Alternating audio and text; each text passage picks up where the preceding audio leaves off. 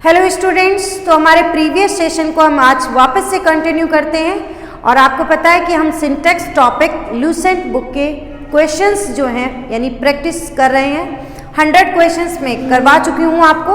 आज हम next questions पर बात करेंगे और जिन भी स्टूडेंट्स ने अभी तक ग्रेड अप डिफेंस एकेडमी के यूट्यूब चैनल को सब्सक्राइब नहीं किया है तो आप लोग ज़रूर कर दीजिए। उसके साथ साथ अगर आपको नेक्स्ट इंफॉर्मेशन चाहिए तो आप बेल आइकन पे जरूर क्लिक करें, ठीक है। चलिए तो देखें यहाँ पर क्वेश्चन नंबर 101 यानी कि पहला क्वेश्चन जो है वो ये कहता है यहाँ पर कुछ कंडीशन इस तरीके से,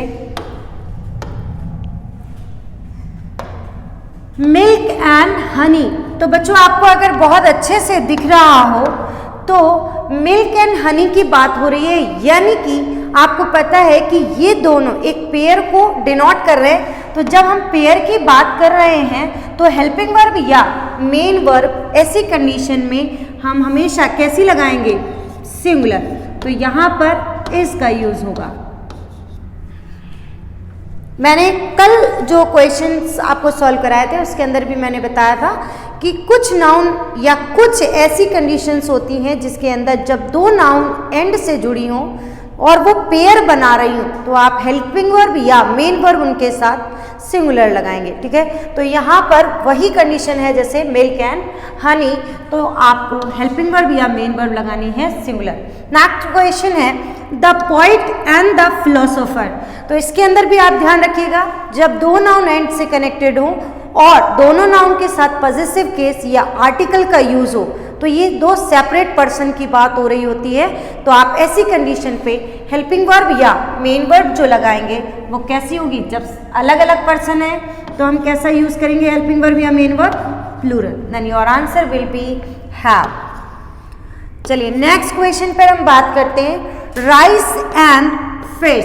सेम वही condition, milk and honey, rice and fish. Question number 101 and question number 103 same rule को, सेम पैटर्न को फॉलो कर रहे हैं। तो आपको यहाँ पर ये ध्यान रखना है ये एक यूनिट फॉर्म में कन्वर्ट हो रहा है तो हेल्पिंग वर्ब मेन वर्ब इनके साथ कैसी लगेगी? सिंगुलर। सारे इसके जो भी सेंटेंस हैं जिनको हम यानी कि प्रैक्टिस से ध्यान रख सकते हैं तो आपका जो क्वेश्चन अगर एग्जाम में आता है तो आपका फटाफट सही हो जाएगा। आपको देखते ही बस लगा देना है हेल्पिंग वर्ब और मेन वर्ब। चलिए बच्चों नेक्स्ट क्वेश्चन की तरफ बढ़ते हैं, that is 104। Neither you nor he. मैंने आपको कल इसके अंदर भी क्वेश्चंस को सॉल्व किया था और मैंने आपको बताया था कि neither nor, either or, not only but also say जब दो सब्जेक्ट जुड़े होते हैं तो हेल्पिंग वर्ब या मेन वर्ब लगाने का जब टाइम आए यानी कि जब लगाना पड़े तो बच्चों हमेशा आपको सेकंड जो पर्सन होता है उसको फोकस करना है, हमें इस पर्सन की तरफ ध्यान नहीं देना है। ऐसी कंडीशन पे सेकंड पर्सन यहाँ पर देखिएगा कैसा है? सिंगुलर। तो हेल्पिंग वर्ब मेन वर्ब भी इसके साथ कैसी लगेगी? सिंगुलर लगेगी। आई होप बिल्कुल क्लियर हो गया होगा आपको। सेम ईदर और 104 105 same pattern, that means I को फोकस करना है तो आई के अकॉर्डिंग क्या आएगा? Am. Am will be the correct answer क्योंकि neither not, either or, not only but also, दो पर्सन यानी कि दो सब्जेक्ट कनेक्टेड हों तो नियरेस्ट सब्जेक्ट यानी सेकंड सब्जेक्ट को हमें ध्यान रखना होगा। ओके, क्वेश्चन नंबर 106 के ऊपर हम बात करते हैं।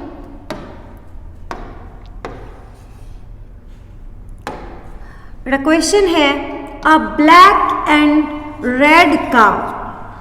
यहां पर आपको बताना है कि हेल्पिंग वर्ब मेन वर्ब कौन सी लगेगी। तो सिंपल सी बात, आर्टिकल ए का प्रयोग आप अगर समझेंगे अ ब्लैक एंड, अगर मैं बोलूं अ वाइट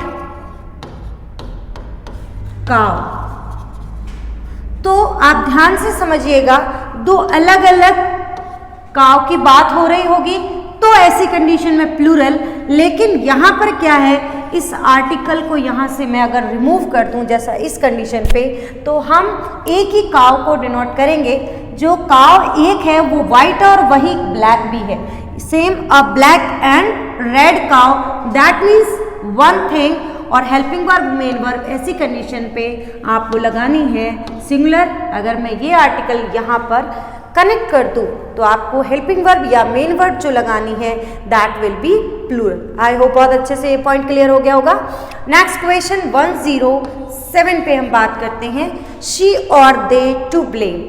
जैसे कि आपने अगर ध्यान दिया हो कि जब हम नीदर नॉर इधर और नॉट ओनली बट ऑल्सो की बात करते हैं तो सेकंड पर्सन को ध्यान में रखते हैं। इसमें भी आपको ये जो दे है शी को ध्यान नहीं रखना है, हमें इसके अंदर दे को ध्यान रखना है। तो करेक्ट आंसर जो होगा that will be are she और दे टू ब्लेम। कौन है यहाँ पर मेनली दे को फोकस करना है और की कंडीशन। लेकिन एंड नॉट की कंडीशन होती है तो फर्स्ट को, और की कंडीशन तो सेकंड को, नीदर नॉर इधर और नॉट ओनली बट ऑल्सो होता है तो सेकंड को। तो यही आप रूल ध्यान रखोगे तो आपका आंसर बिल्कुल करेक्ट आ जाएगा, आर यहाँ पर अप्रोप्रिएट होगा। नेक्स्ट क्वेश्चन नंबर 108 की तरफ बढ़ते हैं बेटा। तो इसके अंदर क्या कहा गया है, there a man and a woman there. तो यहाँ पर अगर मैं बात करूँ ये दो नाउन है और किससे जुड़ी हैं, दोनों एंड से जुड़ी हैं और सेपरेट आर्टिकल का यूज हो रहा है। तो मैंने कल भी आपको क्लियर किया था कि देयर की कंडीशन बाद वाली जो नाउन होती है उसके अकॉर्डिंग आपको यूज करना है हेल्पिंग वर्ब मेन वर्ब। तो मैं इन दोनों को ध्यान में रखूंगी तो आपका जो हेल्पिंग वर्ब या मेन वर्ब आएगी वो प्लूरल आएगी। तो यहाँ पर करेक्ट आंसर होगा आर। आई होप बहुत अच्छे से क्लियर हो रहा होगा। The girl who is watching, देखिए हु रिलेटिव प्रोनाउन की कंडीशन नियरेस्ट नाउन थी, इसीलिए हेल्पिंग वर्ब जो लगी है वो इज लगी है और उसी गर्ल की बात यहाँ पर हो रही है तो मैं कैसी लगाऊंगी helping verb is my sister. तो आप इस सेंटेंस को बहुत तरीके से भी समझ सकते हैं। Okay, next question is it. ये एक रिलेटिव इसके अंदर पर्सनल प्रोनाउन में कंडीशन बनती है इट के साथ में इज, और हम सब्जेक्ट जो लगाते हैं उसका भी सब्जेक्टिव केस लगाते हैं। कौन सा केस, सब्जेक्टिव केस। तो इट इज के बाद आपको यानी कि यहाँ पर सब्जेक्टिव केस तो ठीक है लेकिन यहाँ हेल्पिंग वर्ब मेन वर्ब का यूज किया गया है। तो we who are to blame हमें यहाँ पर इट के हिसाब से ध्यान रखना है जो कि क्या आएगा यानी कि इज का यूज होगा। क्लियर हो रही है बात बहुत अच्छे से। इट को भी ध्यान रखेंगे तो helping verb main verb it के अकॉर्डिंग सिंगुलर लगती है क्योंकि ये प्रोनाउन है तो इट का प्रयोग किसके लिए होता है, सिंगुलर नाउन के लिए। तो जब हेल्पिंग वर्ब मेन वर्ब लगेगी तो कैसी लगेगी, सिंगुलर लगेगी। तो इट के साथ आपको सिंगुलर कनेक्ट करना है। आई होप बहुत अच्छे से क्लियर हो गया होगा।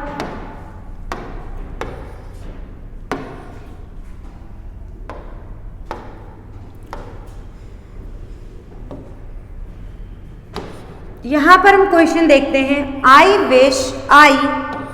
विश की कंडीशन है। तो विश की कंडीशन में क्या होता है कि आप हमेशा हेल्पिंग वर्ब या मेन वर्ब जो लगाते हैं उसमें आपको ध्यान रखना है कि अगर विश की कंडीशन है और सब्जेक्ट सिंगुलर है, सब्जेक्ट यदि प्लूरल है, हमेशा आपको विश की सिचुएशन में चाहे आई हो, चाहे ही हो, चाहे शी हो, कुछ भी हो, आपको ध्यान रखना है प्लूरल हेल्पिंग वर्ब यूज करनी है। तो वो यूज होगी were. I wish, I were a wish की कंडीशन में केवल आपको विश की कंडीशन ध्यान रखनी है बच्चों, जिसके अंदर जो सब्जेक्ट है वो सिंगुलर और प्लूरल दोनों हो सकते हैं। बस आपको विश की कंडीशन पे याद रखना है हेल्पिंग वर्ब जो लगती है दैट विल बी प्लूरल। तो वर का यहाँ पर करेक्ट यूज होगा। ओके, नेक्स्ट है ही डज, और ये सिंपल सी कंडीशन है, यहाँ पर वर्ब का यूज करना है।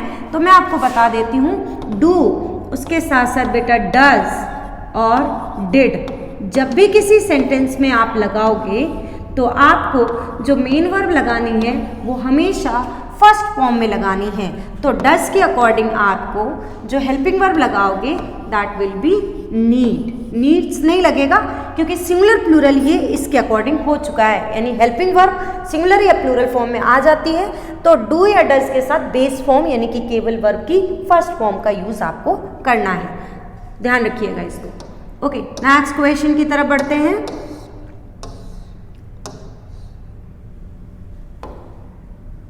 नेक्स्ट क्वेश्चन है टाइम एंड टाइड। तो यहाँ पर मैं बात करूँ जैसे time and tide, slow and steady, ये जो है ये भी पेयर को डिनोट कर रहे हैं। तो यहाँ पर आपको हेल्पिंग वर्ब या मेन वर्ब लगानी है जो कैसी लगेगी, सिंगुलर, क्योंकि ये यूनिट फॉर्म में है।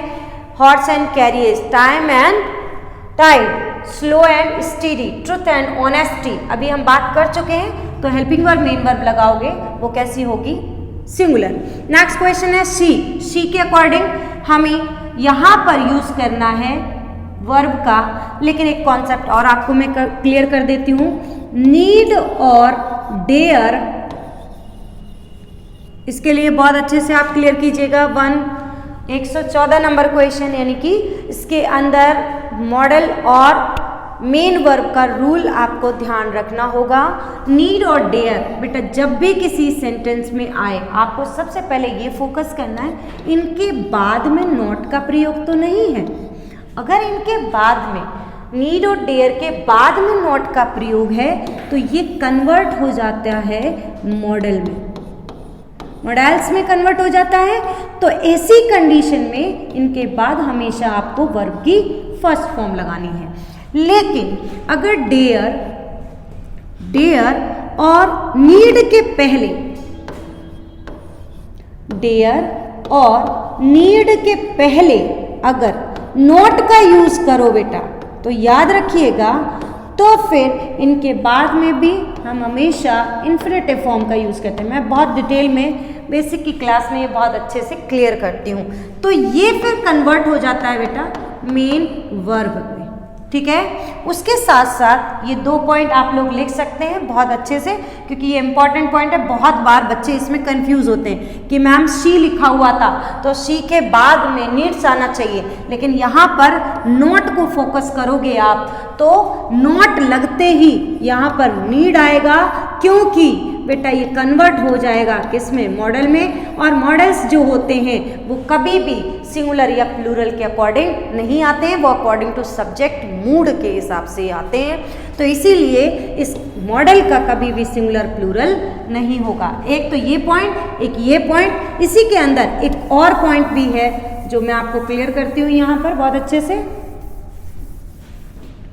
कंडीशन क्या आती है बेटा कि अगर हमें डायरेक्ट सब्जेक्ट लिखें और सब्जेक्ट भी कैसा हो, सिंगुलर, और टेंस हो सिंपल प्रेजेंट टेंस, तो यहाँ पर आपको नीड या डेयर जो है उसके साथ आप समझ लीजिए इसके साथ एस और इसके साथ भी एस, क्योंकि हमें इनको क्या बनाना होगा, अब सिंगुलर बनाना होगा। तो आपको नॉट का सिचुएशन भी ध्यान रखना है। अगर नीड और डेयर के बाद नॉट आता है तो आपका इनको कभी भी सिंगुलर प्लूरल नहीं करना, और डज और डू के बाद में अगर डेयर और नीड लगते हैं तो ज़रूरत ही नहीं है, क्योंकि उनके बाद बेस फॉर्म आती है। और उसके बाद में भी अगर कोई वर्ब की फॉर्म लगाए तो आप इन्फिनेटिव, जो वर्ब के टाइप्स होते हैं इन्फिनेटिव, जेरेंट, पार्टिसिपल, उसको भी थोड़ा सा ध्यान रखना है। ओके, आई होप बहुत अच्छे से क्लियर हो गया होगा। ये पॉइंट भी अगर आप लिख लेंगे तो भी आपको बहुत अच्छे से क्लियर हो जाएगा। चलिए नेक्स्ट क्वेश्चन की तरफ बढ़ते हैं। नेक्स्ट क्वेश्चन कहता है all that glitters, all that glitters, ये एक यूनिवर्सल ट्रुथ है। हर चमकती हुई चीज जो है वो सोना नहीं होती, ये चमकने वाले के लिए है यहाँ पर। तो ऑल दैट ग्लिटर्स और अनकाउंटेबल फॉर्म के लिए यूज हो रहा है, तो यहाँ पर हेल्पिंग वर्ब या मेन वर्ब इसका यूज होगा। Next question, the Himalayas, the Himalayas many peaks, यानी कि रेंज की बात हो रही है। हिमालयाज का मतलब रेंजेस की बात हो रही है, तो बहुत सारी हिमालय के अंदर रेंजेस आती हैं, तो रेंजेस की बात हो रही है, यानी कि तो आप ऐसी कंडीशन पे इसको प्लूरल मानेंगे तो कंडीशन जो यूज होगी that will be have. The Himalayas have many peaks, बहुत सारी उसके क्या है, पीक्स हैं, यानी कि अलग अलग जगह पर अगर आप देखोगे तो मतलब चोटियां हैं अलग अलग जगह पर। तो इस वजह से यहाँ पर हेल्पिंग वर्ब या मेन वर्ब हिमालयाज के साथ प्लूरल, हिमालय के साथ अगर आप लगाओगे तो वो एक पर्वत बोलेगा, लेकिन हिमालयाज तो उसकी रेंज की बात हो रही है, तो रेंजेस कहलाएगा। इस वजह से यहाँ पर हेल्पिंग वर्ब या मेन वर्ब जो आप लगाएंगे that will be plural.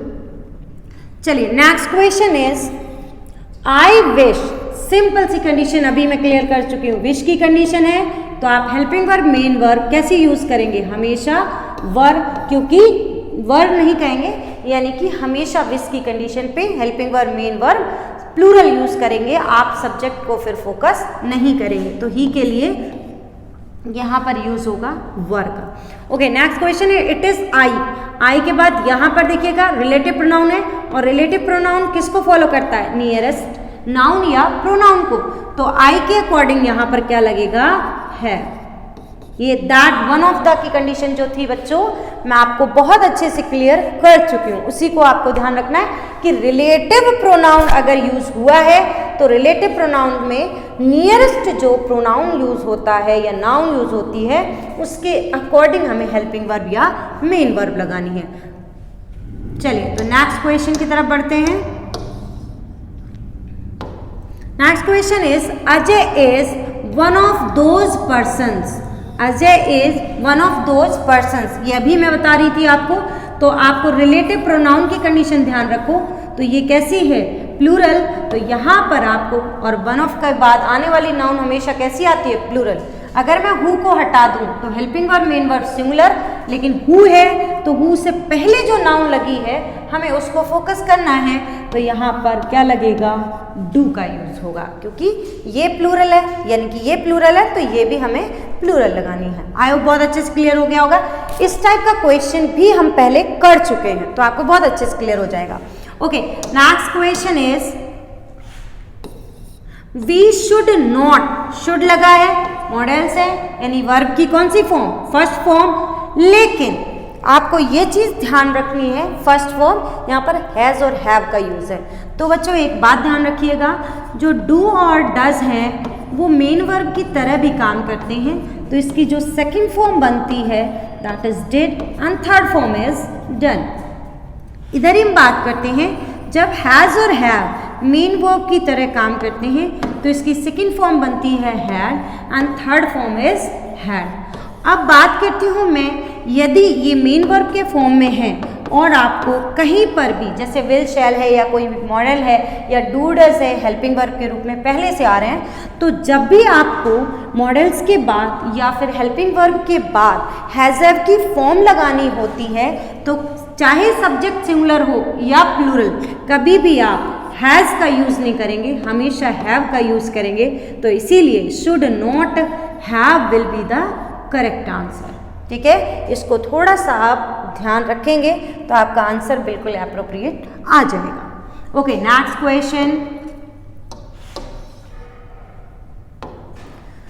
Slow and steady, इस पे बात कर चुके हैं। ट्रुथ एंड ऑनेस्टी, अभी अभी हमने हॉर्स एंड कैरियर्स सिंगुलर, तो हम क्या लगाएंगे? विंस। नेक्स्ट है the Ganges. The Ganges a Holi river, एक होली रिवर की बात हो रही है तो क्या लगेगा? इज।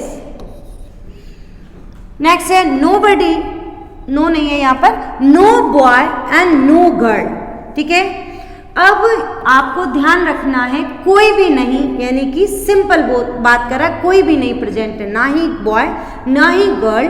तो यहाँ पर इस नो की वजह से आपको जो हेल्पिंग वर्ब मेन वर्ब लगानी है वो कैसी लगानी है? सिंगुलर। तो करेक्ट आंसर क्या आएगा? एज। अगर नो को रिमूव कर दूं, बॉय एंड गर्ल, तो क्या आएगा? Are. No boy and no girl, तो कैसी हेल्पिंग वर्ब लगेगी? मतलब सिंगुलर। तो ये भी बहुत अच्छे से आपको क्लियर करना है। अगर दो नाउन एंड से जुड़ी हों और नो वाली कंडीशन हो तो singular helping verb main verb use होगी, अगर आप नो को रिमूव कर दें तो प्लूरल यूज होगी। नेक्स्ट है the ship. The ship grazing in the field. अब देखिएगा बेटा, शीप शब्द जो है वो सिंगुलर और प्लूरल दोनों फॉर्म में माना जाता है।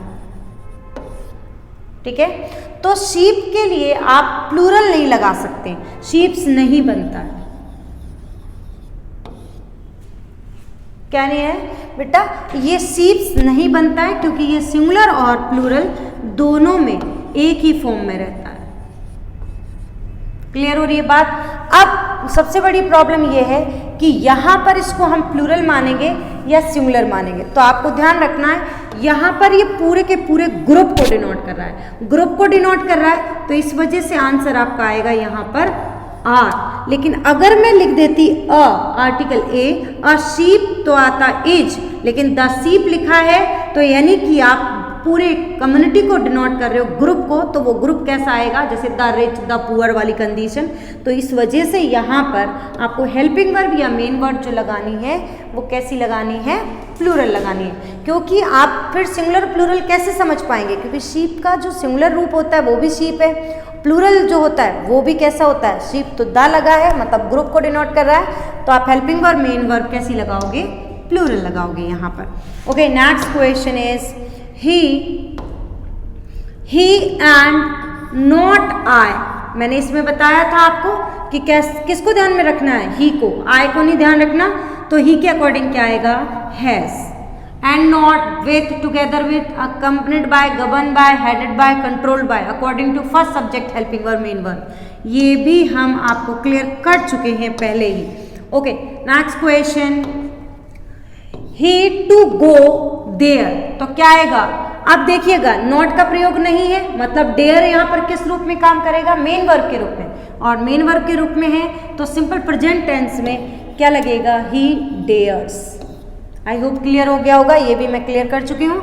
नेक्स्ट है टू गो, अगर नॉट होता तो मैं सिंपल नीड लिखती, अगर टू है टू गो इन्फिनेटिव का यूज हो रहा मतलब यहाँ पर नीड और डेयर मेन वर्ब के रूप में, तो यहाँ पर ही के अकॉर्डिंग क्या आएगा, अब नीड्स, नीड नहीं आएगा। नीड कब आएगा, जब आगे नॉट लगा हो। आगे हम बात करते हैं 128 number question, the students who are playing, the students की बात हो रही है, यहाँ पर यूजनी की बात हो रही है, देयर तो देयर की बात हो रही है, माय डिसिपल्स तो उजनी की बात हो रही है, तो ये भी प्लूरल है, इसको भी देख सकते हो आप प्लूरल है, और इन्हीं स्टूडेंट्स की बात हो रही है तो हम क्या लगाएंगे, helping verb main verb plural लगाएंगे। और देयर की कंडीशन में इस वाली नाउन को आपको फोकस करना है, अगर ये नाउन आपकी प्लूरल है तो helping verb main verb plural, अगर ये सिंगुलर है तो हेल्पिंग वर्ब मेन वर्ब भी कैसी आएगी, सिंगुलर आएगी, तो करेक्ट यहाँ पर आंसर आर हो जाएगा। Next question is you and, अब यू एंड आप देख रहे हैं दो सब्जेक्ट किससे जुड़े हुए हैं, एंड से, तो आपको हेल्पिंग वर्ब और जो मेन वर्ब लगानी है दोनों के अकॉर्डिंग लगानी है, तो अब हम कैसा यूज करेंगे, आर। क्लियर हो रही है बात। नेक्स्ट क्वेश्चन की तरफ बढ़ते हैं, ये बिल्कुल इजी से क्वेश्चन थे कुछ। इकोनॉमिक्स सब्जेक्ट की बात हो रही है, यानी कि यहाँ पर इकोनॉमिक्स एक सब्जेक्ट है, मैथमेटिक्स, इकोनॉमिक्स, पॉलिटिक्स, लगती तो कैसे है ये सब्जेक्ट प्लूरल, बट होते कैसे हैं, सिंगुलर। तो हेल्पिंग वर्ब मेन वर्ब जब आप इनके साथ लगाओगे तो वो कैसी होगी, सिंगुलर होगी, तो करेक्ट आंसर होगा is. Okay, the following the list of the books, तो यहाँ पर लिस्ट की बात हो रही है, the following are the list of the books नहीं होगा, is the list of book, क्योंकि लिस्ट कितनी है, एक, अगर लिस्ट होता तो हम देख सकते थे आर का यूज, लेकिन लिस्ट कितनी है, एक, तो करेक्ट आंसर होगा is. Okay, next question is the wheels each are 12 spokes, दो व्हील्स के हिसाब से याद रखना है आपको, उसके कितने हैं, 12 स्पोक्स हैं, तो सिंपल सी बात है आपको यूज करना है यहाँ पर हैव का। इस ईच को ध्यान नहीं रखना है, ईच के साथ नाउन आती है एंड से जुड़ा हो या ईच अकेला उसके साथ कुछ कनेक्ट हो तो फिर हम लगा सकते हैं helping verb main verb singular, लेकिन यहाँ व्हील्स को अकॉर्डिंग आपको ध्यान रखना है तो हैव का यूज होगा। Okay, next question 133, the daffodils been written by, ये बेटा बुक का नाम है, विलियम वर्ड्सवर्थ इनके द्वारा लिखी गई है, तो क्या लगेगा, हैज। बुक का नाम आपको ध्यान रखना है क्या है। नेक्स्ट है 10 किलोग्राम्स ऑफ शुगर, अब यहाँ पर एक यूनिट फॉर्म के रूप में देखो तो 10 kilograms of sugar unit form है, मतलब हेल्पिंग वर्ब मेन वर्ब कैसी लगेगी, इज। चाहे आप ये किलोग्राम करें लेकिन किलोग्राम्स है क्योंकि वो कितनी है 10, लेकिन हमें यूनिट फॉर्म को ध्यान रखना है तो क्या आएगा, helping verb main verb singular. Mukul with लगा हुआ है, यानी हम बस वापस से फोकस करेंगे फर्स्ट सब्जेक्ट को।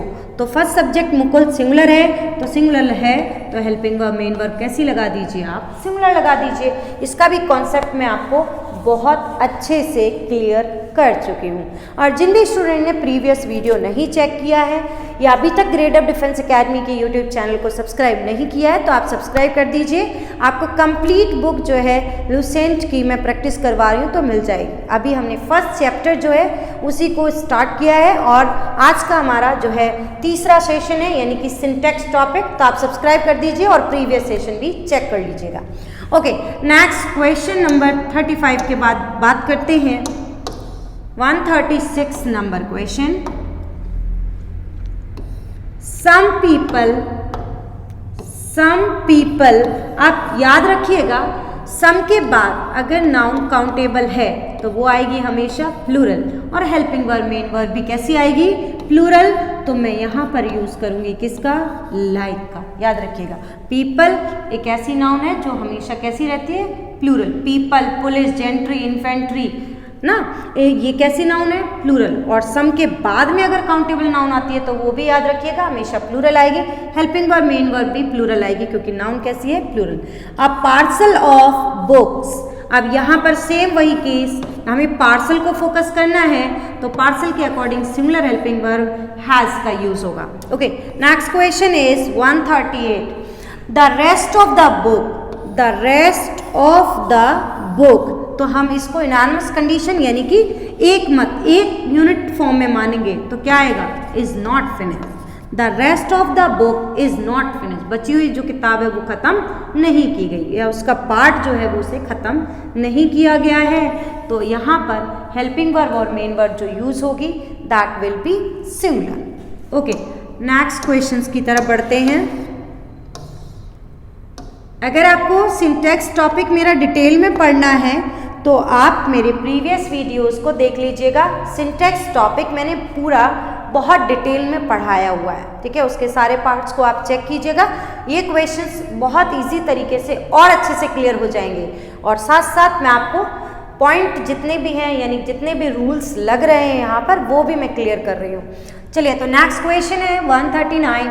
द स्टूडेंट्स ऑफ बिहार, बस आपको स्टूडेंट्स को फोकस करना है क्योंकि ऑफ से पहले जो नाउन है उसको देख लीजिए तो हेल्पिंग वर्ब मेन वर्ब कैसी आएगी, प्लूरल। तो यहाँ करेक्ट आंसर होगा आर। नेक्स्ट देखते हैं द मजिस्ट्रेट एंड कलेक्टर। तो ऐसी कंडीशन पे आपको आर्टिकल फर्स्ट वाली नाउन को फोकस करना है जिसमें लगा हुआ है। तो आप इस सेंटेंस में देखोगे जो मजिस्ट्रेट है वही कलेक्टर है। हम तो बस इतनी सी बात समझेंगे। अगर दा लिखा होता तो मैं अलग कर देती, लेकिन यहाँ पर एक ही बंदा है तो इसीलिए यहाँ पर आपको जो हेल्पिंग वर्ब मेन वर्ब लगानी है वो सिंगुलर लगानी है। तो करेक्ट आंसर होगा वॉज। आई थिंक बहुत अच्छे से क्लियर हो गया होगा।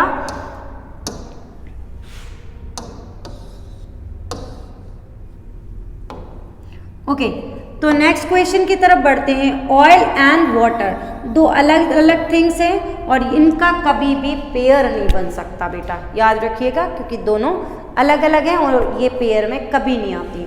इस वजह से इनको हम अलग मानेंगे तो क्या आएगा, डू नॉट मिक्स। इन दोनों को हम अलग अलग मानेंगे, इसीलिए इन दोनों को कभी मिक्स नहीं कर सकते।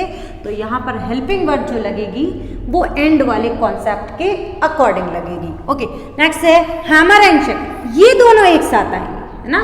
तो यहाँ पर ये बन रहा है एक ग्रुप, तो आपको हेल्पिंग वर्ब मेन वर्ब लगानी है क्या, सिंगुलर। नेक्स्ट बात करते हैं द यूनाइटेड स्टेट्स। एक बात हो रही है, स्टेट्स को कई बच्चे फोकस करेंगे, नहीं, प्लेस तो एक ही है ना, हम उसको एक ही प्लेस मानेंगे।